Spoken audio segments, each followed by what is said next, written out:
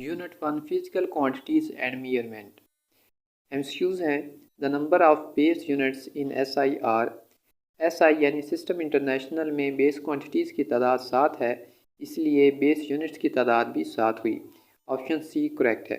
Which of the following is not a derived unit. Derived unit जो कि नहीं है। पास्कल प्रेशर का यूनिट है, न्यूटन फोर्स का यूनिट है, वाट एनर्जी का यूनिट है, लेकिन किलोग्राम मैस का यूनिट है और मैस एक ऐसा यूनिट में बेस क्वांटिटी है, इसलिए किलोग्राम एक बेस यूनिट है। ऑप्शन बी करेक्ट है। Amount of substance in terms of number is measured in. अगर किसी शय की मिकदार हमने मालूम करनी है अमाउंट ऑफ सब्सटेंस, तो उसको मोल में हम मेजर करते हैं। ऑप्शन डी करेक्ट है। An interval of 200 micrometre is equivalent to. Micro का मतलब होता है 10⁻⁻�6। अब 200 के आखिर के ऊपर डेसिमल पॉइंट मौजूद है। जब ये लेफ़्ट साइड की तरफ मूव करेगा यानी 2 के बाद आएगा तो माइक्रो में से 2 डिजिट्स लेस हो जाएंगे, यानी आंसर सी करेक्ट होगा, 2⁻⁻4 second. Which one of the following is the smallest quantity. Smallest quantity देखनी है। नैनोग्राम सबसे स्मॉलेस्ट क्वांटिटी है, उसके बाद बड़ी जो क्वांटिटी है वो माइक्रोग्राम है, उसके बाद मिलीग्राम बड़ी क्वांटिटी है और उसके बाद ग्राम जो है ये सबसे बड़ी क्वांटिटी है। नैनोग्राम होता है 10⁻⁻9, माइक्रोग्राम होता है 10⁻⁻6, मिलीग्राम होता है 10⁻⁻3 gram. Which instrument is most suitable to measure the internal diameter of test tube. अगर किसी भी टेस्ट ट्यूब का इंटरनल डायमीटर मालूम करना है तो उसके लिए वर्नियर कैलिपर सबसे अच्छा मेजरिंग इंस्ट्रूमेंट है। A student claimed the diameter of a wire as 1.032 centimetre using vernier callipers. तो वर्नियर कैलिपर्स का लीस्ट काउंट 0.01 सेंटीमीटर है, यानी डेसिमल पॉइंट के 2 हिस्सों के बाद आप उस आंसर को करेक्ट मानेंगे, यानी ऑप्शन सी करेक्ट है। इसमें देखें तो 2 डेसिमल पॉइंट तक हम आंसर को करेक्ट समझेंगे। इसके बाद जो डिजिट्स आ रहे हैं यानी 2 को हम राउंड ऑफ कर देंगे, इसको हम स्किप कर देंगे। A measuring cylinder is use to measure. Measuring cylinder यानी पैमाशी सिलेंडर को हम वॉल्यूम की पैमाश के लिए, वॉल्यूम मालूम करने के लिए इस्तेमाल करते हैं। A student noted the thickness of a glass sheet using a screw gauge. On the main scale, it reads 3 divisions with 8 division on the circular scale coincides with the index line. Its thickness is option C correct है 3.08 millimeter. Significant figures is an expression of. Significant figures क्या होते हैं? All the accurately known digits and the first doubtful digit. Accurately known digits और doubtful digits को मिलाकर हम उसको significant figures कहते हैं। ऑप्शन सी करेक्ट है। Identify the base quantity in the following. Base quantity मालूम करनी है। स्पीड डिराइव्ड यूनिट है, एरिया भी डिराइव्ड यूनिट है, फोर्स भी डिराइव्ड क्वांटिटी है और डिस्टेंस एक बेस क्वांटिटी है। शॉर्ट क्वेश्चंस हैं। What is difference between base quantities and derived quantities. Base quantities की डेफिनेशन है the quantities on the basis of which other quantities are expressed. Base quantities वो quantities हैं जिनकी बुनियाद के ऊपर दूसरी क्वांटिटीज़ यानी डिराइव्ड क्वांटिटीज़ को हम एक्सप्रेस करते हैं। इसकी एग्जांपल है length, mass, time. Derived quantities physical quantities which can be described in terms of base quantities are called derived quantities. Derived quantities वो क्वांटिटीज़ हैं जो कि बेस क्वांटिटीज़ की बुनियाद के ऊपर एक्सप्रेस की जाती हैं।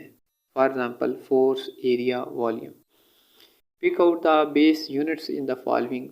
बेस यूनिट्स बताने हैं कौन कौन से बेस यूनिट्स हैं। किलोग्राम बेस यूनिट है क्योंकि ये मैस का यूनिट है। मोल अमाउंट ऑफ सब्सटेंस का यूनिट है इसलिए बेस यूनिट है। एम्पियर इलेक्ट्रिक करंट का यूनिट है। मीटर लेंथ का यूनिट है और केल्विन टेम्परेचर का यूनिट है। Find the base quantities involved in each of the following derived quantities.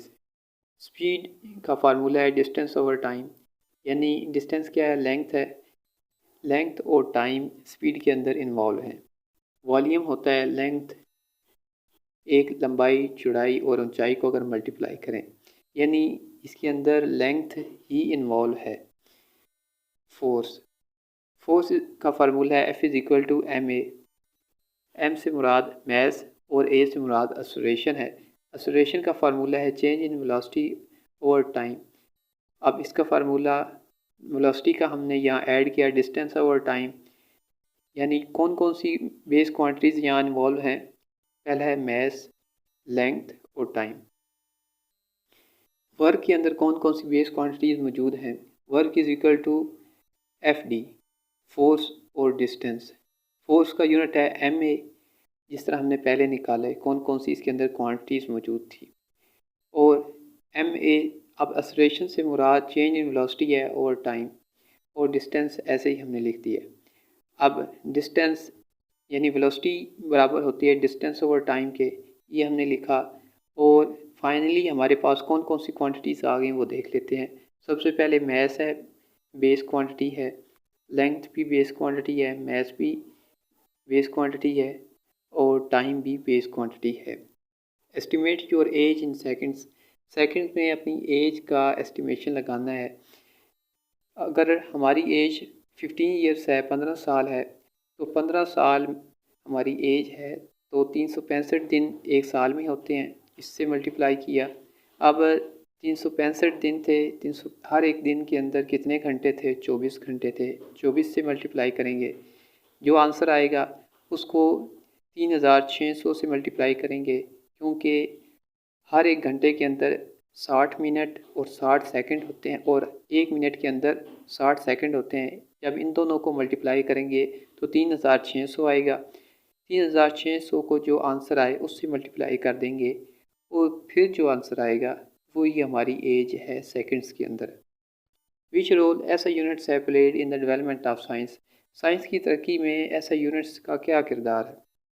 With the development in the field of science and technology, जैसे जैसे science और टेक्नोलॉजी ने इम्प्रूवमेंट की, उसके अंदर जिद्दत आई। The need for a commonly acceptable system of units were seriously felt all over the world, particular to exchange scientific and technical information. तो साइंटिफिक, साइंसी और टेक्निकल इंफॉर्मेशन को एक दूसरे के साथ एक्सचेंज करने में, एक दूसरे को बताने में कुछ ऐसे यूनिट्स की तलाश थी जो पूरी दुनिया में एक जैसे हों। टू फुलफिल दिस नीड, इस ज़रूरत को पूरा करने के लिए a world wide system of measurements called system international of units were adopted.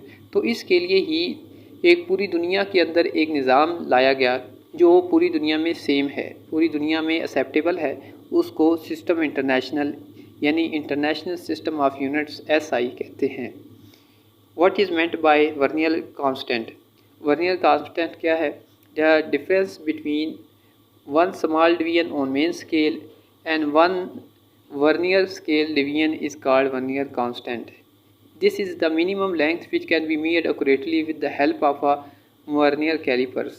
Vernier calipers के ऊपर जो कम से कम लंबाई हम माप सकते हैं उसको वर्नियर कांस्टेंट कहते हैं।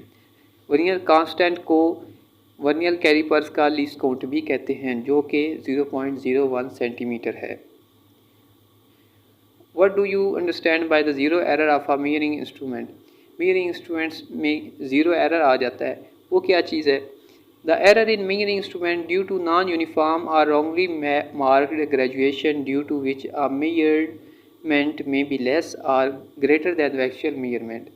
अगर कोई भी measuring instrument है, उसकी ग्रेजुएशन यानी उसके ऊपर जो दर्जे लगे होते हैं, नंबरिंग लिखी होती है, अगर वो यूनिफॉर्म ना हो, एक जैसी ना हो, या फिर उसके अंदर कोई मिस्टेक आ जाए, तो उससे क्या होगा, ज़ीरो एरर आ जाएगा उस इंस्ट्रूमेंट के अंदर और वो सही रीडिंग नहीं देगा। तो उसके लिए जो है उस इंस्ट्रूमेंट के अंदर जो मिस्टेक आई है, या तो उससे बड़ी रकम वो बताएगा या उससे छोटी मेजरमेंट वो बताएगा। इसको ज़ीरो एरर कहते हैं। Why is the use of zero error necessary in measuring instrument. If a measuring instrument has a zero error, reading takens by it will not be correct. अगर ज़ीरो एरर किसी भी instrument के अंदर आ गया है तो उसकी रीडिंग सही नहीं होगी, या तो वो रीडिंग उससे बढ़ के बता रहा होगा या उससे कम बता रहा होगा, करेक्ट उसकी रीडिंग नहीं होगी। Bye knowing the zero error first, तो जब भी आप कोई इंस्ट्रूमेंट से आप मेजरमेंट करने लगें तो फर्स्टली आप ये चेक कर लें कि इसके अंदर कोई ज़ीरो एरर तो नहीं है। Necessary correction may be made to find the correct measurement. तो जब आप फाइनल वैल्यू मालूम कर लें तो उसमें से ज़ीरो एरर माइनस या प्लस करके आप करेक्ट मेजरमेंट ले सकते हैं। इसको ज़ीरो करेक्शन कहते हैं। What is stopwatch? What is the least count of mechanical stopwatch? Stopwatch की डेफिनेशन है an instrument use to measure the time interval of specific period of an event. कोई भी time interval है, दो Mousavi वक्त हैं, उनका अगर आपने वक़्त मालूम करना है तो उसके लिए जो है स्टॉप वॉच इस्तेमाल होती है। Least count of mechanical stopwatch is 0.1 second. Why do we need to measure extremely small interval of times? हमें छोटे छोटे टाइम के इंटरवल्स यानी वफ़्के क्यों मालूम करने होते हैं? We need to measure extremely small intervals of time to get accurate and error-free results of experiment. हम इसलिए छोटी छोटी पैमाइशें लेते हैं ताकि हमारी रीडिंग के अंदर कोई एरर ना आए और वो बिल्कुल करेक्ट हो, accurate हो। What is meant by significant figures of a measurement? In any measurement, all the accurately known digits and the first doubtful digit is known as significant figure. किसी भी मेजरमेंट के अंदर कोई भी पैमाइश आपने ली है तो उन नंबर्स में जो पहला डाउटफुल डिजिट होता है और इसके अलावा जितने भी एक्यूरेटली नाउन डिजिट्स होते हैं उन सब को सिग्निफिकेंट फिगर्स कहते हैं। How is precision related to the significant figures in a measuring quantity? Precision होती है कोई इंस्ट्रूमेंट कितना करेक्ट रीडिंग दे रहा है, उसके अंदर सिग्निफिकेंट फिगर्स का क्या कमाल है वो बताना है। An improvement in the quantity of measurement by using better instrument increases the significant figures in the measured results. जितने ज़्यादा आप अच्छा इंस्ट्रूमेंट यूज़ करेंगे उतने ही उसके अंदर सिग्निफिकेंट फिगर्स भी बढ़ते जाएंगे और जितने ज़्यादा सिग्निफिकेंट फिगर्स बढ़ेंगे इतनी ज़्यादा वो एक्यूरेट रीडिंग होगी, उतनी ज़्यादा वो सही रीडिंग, करेक्ट रीडिंग होगी। More significant figures means greater precision. जितनी ज़्यादा सिग्निफिकेंट फिगर्स होंगे उतनी ज़्यादा प्रिसीजन होगी, उतनी ही करेक्ट वो रीडिंग होगी। For example measurement of vernier calliper should be more precise than a metre rule. इस तरह अगर आपके पास एक मीटर रूल है और एक तरफ आपके पास वर्नियर कैलिपर्स है तो वर्नियर कैलिपर्स का लीस्ट काउंट कम है, इसलिए वो ज़्यादा प्रिसीजन से आपको रिज़ल्ट देगा।